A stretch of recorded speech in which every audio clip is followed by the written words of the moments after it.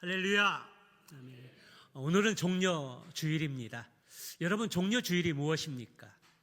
종려주일은 예수님께서 십자가를 지시기 전에 예루살렘에 입성하신 날을 기념하는 절기입니다.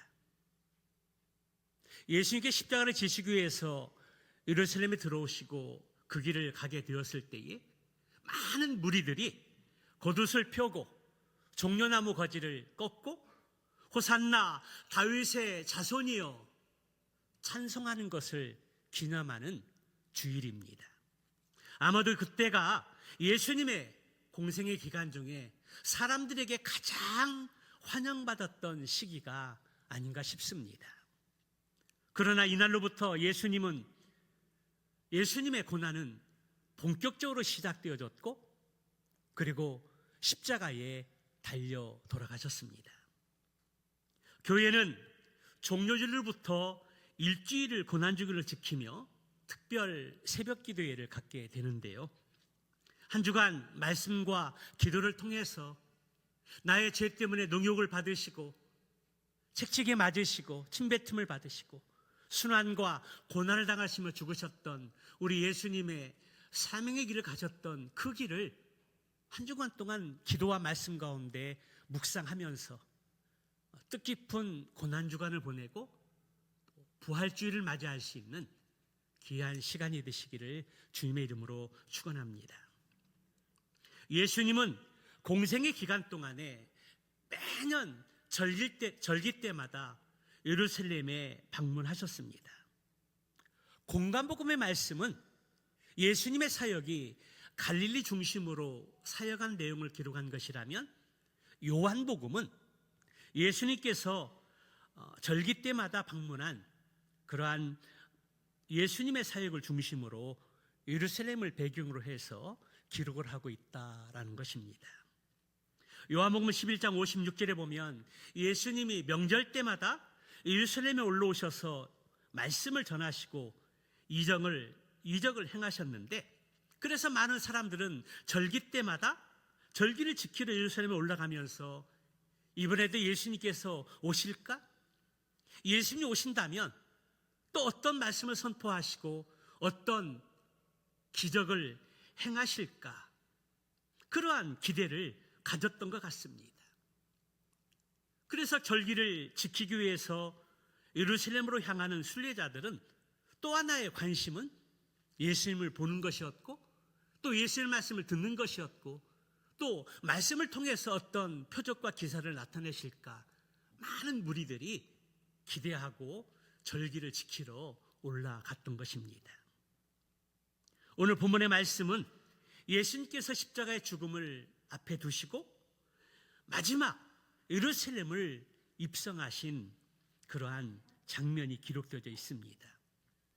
그 과정 속에서 어떠한 일들이 일어났고, 그리고 그 일을 통해서 하나님께 우리에게 주시고자 하시는 교훈의 말씀이 무엇인지 오늘 말씀을 함께 생각해 보면서 은혜를 나누고자 합니다. 첫째로, 예수님이 나귀를 타고 예루살렘에 입성하신 것은 예언의 성취라는 것입니다. 예수님은 예루살렘으로 입성하실 때에 다양한 방법으로 입성하실 수 있었습니다. 걸어서 가실 수도 있고, 그리고 낙타를 타고 들어갈 수도 있고, 소를 타고 들어갈 수도 있고, 또 말을 타고 들어갈 수도 있고, 오늘 본문의 말씀처럼 나귀 새끼를 타고 들어갈 수도 있습니다. 그런데 오늘 예수님께서 선택하신 방법은 나귀, 그것도 나귀 새끼, 한 번도 타보지 않은 나귀 새끼를 타고 예루살렘에 들어가셨다라는 사실입니다. 여러분, 그 이유가 무엇일까요? 여러 가지 방법들이 있는데 굳이 나귀 새끼를 타고 들어가신 이유가 무엇일까요? 오늘 4절 5절의 말씀을 보면 이렇습니다. 우리 한번 같이 보도록 할까요? 같이 봅니다. 이는 선지자를 통하여 하신 말씀을 이루려 하심이라 일렀으되 시온 딸에게 이르기를 내 왕이 내게 임하나니 그는 겸손하여 나귀 곧 멍에 매는 짐승의 새끼를 탔도다 하라 하였느니라. 그렇습니다. 예수님께서 예루살렘에 입성하실 때 나귀를 타신 이유는 하나님께서 선지자를 통하여 말씀하신 그 말씀을 이루기 위함이라는 것입니다. 오늘 4절 5절의 말씀을 통해서 우리가 주목해야 할 단어가 있다면 그것은 왕이라는 단어와 나귀 새끼라는 단어입니다. 성도 여러분, 여러분은 왕이라는 이 단어를 들을 때 어떤 이미지를 연상할 수 있습니까? 우리가 사극을 보게 되면 또 영화 속에서 보던 왕의 모습은 우이풍당당한 행렬입니다.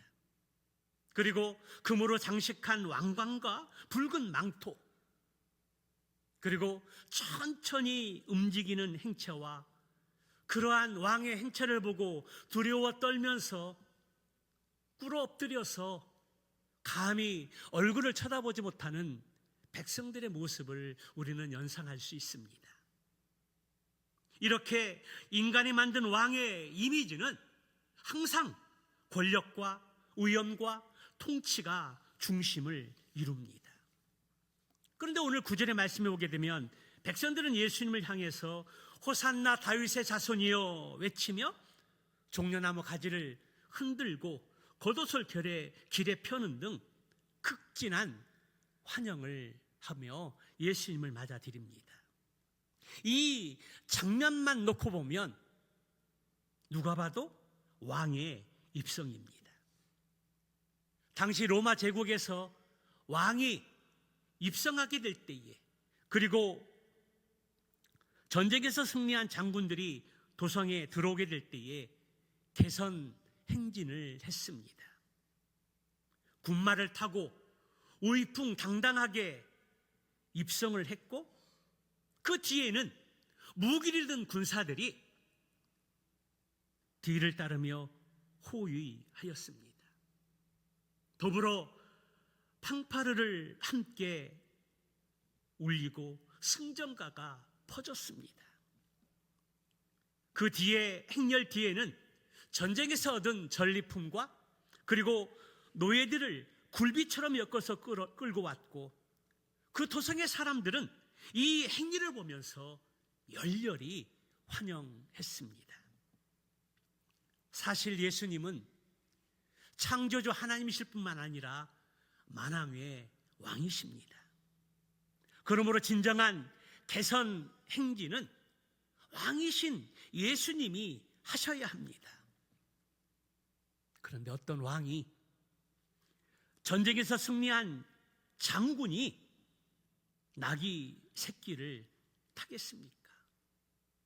누가 왕위에 오르는 지도자가 나귀 같은 느린 짐승을 선택하겠습니까? 그럼에도 우리 예수님은 예루살렘에 입성하실 때에, 왕으로 오실 때에 나귀 새끼를 타고 입성하셨다라는 것입니다.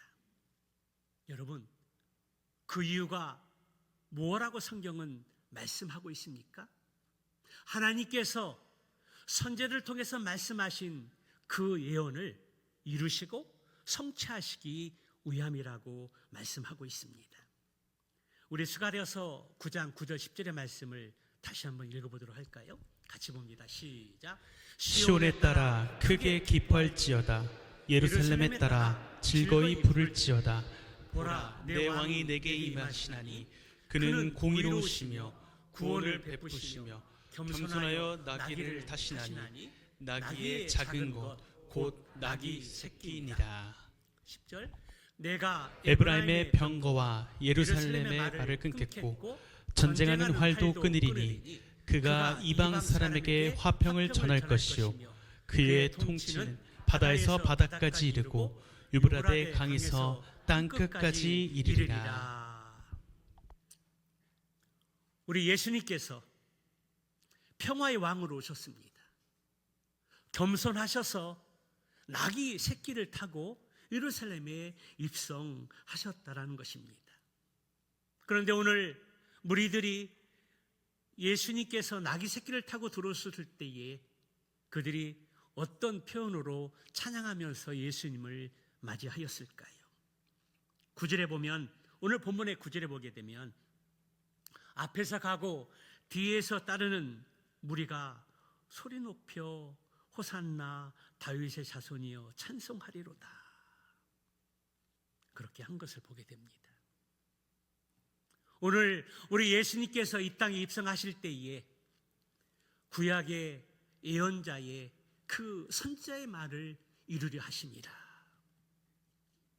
의도적으로 예수님께서 선지자의 말을 응하게 하시려고 그 말씀을 이루시려고 나귀 새끼를 타고 입성하셨다는 것입니다. 여기에서 우리에게 중요한 것이 있습니다. 선지자의 말을 이루려 함이라. 우리 예수님께서 우리의 죄를 위해 죽으시고 승천하시면서 우리에게 하신 말씀이 있습니다. 너에게 성령이 임하시면 너희가 권능을 받고 예루살렘과 땅끝까지 이르러 내 증인이 되라. 우리는 이 세상을 살아가면서 우리도 예수님처럼 하나님의 말씀을 이루는 삶을 살아야 합니다. 어떤 상황과 환경 속에서도 주님이 우리에게 말씀하신 지상명령의 사명, 그 사명을 이루면서 살아갈 수 있는 저와 여러분들의 삶이 되시기를 주님의 이름으로 축원합니다. 두 번째는 우리에게 호산나 찬양을 받으셨습니다. 예수님은 스가랴 선지자의 예언대로 나귀 새끼를 타고 예루살렘에 입성하셨습니다. 그때 어떤 일들이 일어났습니까? 유월절을 지키러 온 많은 순례객들은 예수님을 알아보고 그들의 겉옷을 길에 폈습니다. 그 당시에 왕이 죽어야 할 때에 백성들이 할 수 있는 최고의 존경의 표시는 겉옷을 펴서 겉옷을 길에 펴는 것이었습니다. 그리고 종려나무 가지를 꺾어서 길에 깔았습니다. 종려나무는 그 당시에 승리와 기쁨을 상징하는 것이었습니다. 그리고 더 나아가서 소리 높여 찬송하였습니다. 오늘 그 말씀이 9절의 말씀인데요. 우리 9절의 말씀 한번 같이 보도록 하겠습니다. 같이 봅니다. 시작. 앞에서 가고 뒤에서 따르는 무리가 소리 높여 이르되 호산나 다윗의 자손이여 찬송하리로다. 주의 이름으로 오시는 이여 가장 높은 곳에서 호산나 하더라. 여기 호산나라는 이 말은 원하건대 구원하소서, 지금 구원하소서라는 의미를 가지고 있습니다. 또 다윗의 자손이라는 이 말은 다윗의 자손으로 오시는 이가 바로 메시아라는 표현입니다. 이 말을 묶어서 말하면 다윗의 자손 예수님이 메시아인데 우리를 구원하여 주시옵소서 라는 그 의미가 담겨져 있습니다. 무리들의 찬송은 시편 118편 25절의 말씀을 인용한 말씀인데요. 우리 시편 118편 25절의 말씀 우리 함께 보도록 하겠습니다. 같이 봅니다. 여호와여 구하옵나니 이제 구원하소서. 여호와여 우리가 구하옵나니 이제 형통하게 하소서. 26절 또 보게 되면 여호와의 이름으로 오는 자가 복이 있으며 우리가 여호와의 집에서 너희를 축복하였도다. 무리들의 외침은 만왕의 왕으로 예수님께서 입성하실 때에 그것에 대한 마땅한 찬양이며 고백이었습니다. 성도 여러분, 우리가 이렇게 찬송한 이유가 무엇일까요? 그들은 메시아가 오면 로마의 압제와 폭정으로부터 자신들의 고달픈 삶을 구원해 줄 것이라고 생각을 했습니다. 그동안 많은 기적과 능력을 행하셨지만 자신을 숨기셨던 예수님께서 드디어 자신을 드러내셔서 이스라엘 민족을 자유하게 하시고 형통의 길 그리고 축복의 길로 인도하실 것을 기대했던 것입니다. 그런데 이들의 찬송을 받으셨던 우리 예수님의 마음은 어떠하셨을까요? 참으로 기쁘셨을까요? 참으로 감개무량하셨을까요? 그렇지 않았습니다. 마음이 편치 않으셨습니다. 만왕의 왕이 받으셔야 할 마땅한 찬송이었지만 이들의 찬송은 예수님을 위한 찬송이 아니라 자신들을 위한 찬송이었기 때문입니다. 예수님은 저들의 찬송이 말만이 아니라 삶으로 그리고 믿음으로 바뀌기를 원하셨습니다. 지금 그들이 기대하는 것처럼 그들이 원하는 메시아가 아니었기 때문에 그들은 이러한 찬양을 드렸지만 그들의 찬양은 예수님이 기대했던 찬양과는 다른 찬양이었다는 것입니다. 그래서 지금은 깨닫지 못해도 십자가에 죽으시고 부활하신 예수님을 보게 되었을 때 저들의 찬양이 참된 찬양이 되기를 원하셨던 것입니다. 오늘 우리는 무리들의 찬양을 보면서 무엇을 깨닫게 됩니까? 여러분들이 예배 가운데 드리는 찬양, 그리고 경배와 찬양의 시간을 통해서 한번 무리들의 찬양과 한번 비교해 보시기 바랍니다. 여러분이 찬양을 드릴 때 가사를 묵상하면서 전심을 당하여 온전히 하나님을 경배하며 찬양하십니까? 아니면 입을 여는 듯 마는 듯 어중간하게 찬양하고 있지는 않습니까? 오늘 무리들이 드리는 호산나 다윗의 자손이여 드렸던 그 찬양과 지금 우리가 드리는 그 찬양은 어떻게 다릅니까? 찬양 가사는 곡조가 달린 기도다라는 말이 있듯이 우리가 찬양을 드릴 때 찬양의 가사에 우리의 마음을 담고 나의 신앙의 고백이 되어서 최선을 다해서 하나님을 높이고 경배하고 찬양을 드려야 합니다. 바라기는 우리가 찬양을 드릴 때 우리의 입술에 찬양만이 아니라 마음과 뜻과 정성을 들여서 하나님을 높이고 찬양을 드릴 수 있는 믿음의 찬양이 되시기를 주님의 이름으로 축원합니다.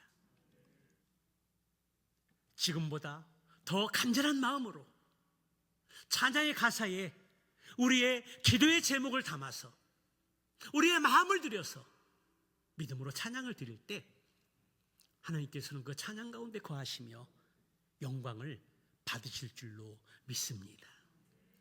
히브리서 13장 15절의 말씀에 보게 되면 한번 같이 보도록 할까요? 같이 봅니다. 시작. 그러므로 우리는 예수로 말미암아 항상 찬송의 제사를 하나님께 드리자. 이는 그 이름을 증언하는 입술의 열매니라. 하나님이 받으시는 찬양은 우리가 기쁠 때나 슬플 때나 우리가 원하는 것을 얻었든지 얻지 못했든지 언제든지 항상 최선을 다해서 찬양을 드리는 것이 중요하고 그 마음의 중심에서 우러나오는 찬양을 하나님이 받으신다라는 사실입니다. 그러므로 만왕의 왕 되신 예수님께 우리가 찬양을 드릴 때 입술의 찬양만이 아니라 그리고 나의 유익을 위해서 드리는 찬양이 아니라 나의 죄를 위해서 십자가에 달려 돌아가시고 부활하신 그 하나님의 사랑과 십자가의 은혜, 우리가 그것을 생각하면 우리의 모든 것을 드려도 아깝지 않은 찬양이 되지 않을까요? 오늘 찬양 가운데 거하시는 그 하나님, 우리가 찬양을 통해서 살아계신 하나님을 만나고 찬양 가운데 우리의 마음을 담고 기도의 제목을 담아서 진심으로 찬양을 올려드릴 수 있는 저와 여러분들의 삶이 되시기를 주님의 이름으로 축원합니다. 세 번째, 우리 예수님께 예루살렘에 입성하실 때에 온 성에 소동이 일어났습니다. 예수님께 나귀를 타시고 그리고 무리들의 찬양을 받으시면서 입성하실 때에 어떤 일이 일어났다라고 성경은 말씀하고 있습니까? 우리 10절, 11절의 말씀 한번 보도록 할까요? 같이 봅니다. 시작. 예수께서 예루살렘에 들어가시니 온 성이 소동하여 이르되 이는 누구냐 하거늘 무리가 이르되 갈릴리 나사렛에서 온 선지자 예수라 하니라. 예수님께서 나귀를 타시고 찬양의 찬송을 받으시며 들어오셨을 때에 온 성에 소동이 났습니다. 이 소동이 났다는 것은 마음이 들떴다는 것을 의미하고 더 나아가서 떠들썩했다는 것들을 의미하는 것입니다. 그리고 예수님께서 예루살렘에 입성하게 되었을 때에 예수님의 소문이 온 성에 퍼지게 전달되어졌다는 것입니다. 그러면서 사람들은 이 사람이 누구냐 묻게 되었고, 사람들은 바로 그가 갈릴리 나사렛에서 나온 예수라, 선지자라, 선지자 예수라, 그렇게 말씀하고 있습니다. 우리 신명기 18장 15절의 말씀에 보면은 이런 말씀이 있는데요, 우리 한번 같이 보도록 할까요? 같이 봅니다. 시작. 내 하나님 여호와께서 너희 가운데 내 형제 중에서 너를 위하여 나와 같은 선지자 하나를 일으키시리니 너희는 그의 말을 들을지니라. 오늘 유대인들은 모세를 통해서 약속된 선지자를 기다리고 있었는데, 오늘 이 말씀의 배경을 보게 되면 하나님께서 출애굽한 백성들과 함께 시내산 언약을 맺으셨습니다. 그리고 하나님께서는 빽빽한 구름 가운데 우레와 번개와 함께 임하시면서 말씀하셨습니다. 이 상황 속에서 백성들은 너무나 두려웠습니다. 걸어가신 하나님의 임재를 경험하게 될 때 죄성을 가진 백성들이 죽을 수밖에 없기 때문에 그들은 두려워 떨면서 하나님 말씀 우리에게 직접 전하지 마시고 모세에게 명령하시면 저희들이 순종하겠습니다. 그때 하나님께서 이들의 그러한 말을 받아들이시고 허락하시면서 모세와 같은 선지자를 다시 한번 보내시겠다라고 약속해 주셨습니다. 그렇다면 예수님께서 예루살렘의 입성을 보면서 온 성이 소동하게 되었을 때 그 예수님이 바로 모세와 같은 선지자라고 그렇게 그들이 부르고 있습니다. 여러분, 무리들이, 온 성의 사람들이 예수님을 가리키며 선지자 예수, 구약에서 말씀하셨던 모세와 같은 선지자가 아니겠느냐라고 그렇게 말한 이유가 무엇일까요? 그것은 하나님께서 모세를 통해서 애굽의 압제 가운데 있던 이스라엘 백성들을 구원해 내셨던 것처럼 하나님께서 선지자 예수를 보내서 로마의 압제와 폭정 가운데 있었던 우리들을 구원해 내실 것이라는 기대를 했기 때문입니다. 그래서 로마로부터 구원해 낼 모세와 같은 그 선지자가 왔다라고 소동하며 기뻐하면서 흥분하게 되어졌던 것입니다. 그런데 예수님이 구약에서 약속된 그 선지자는 맞습니다.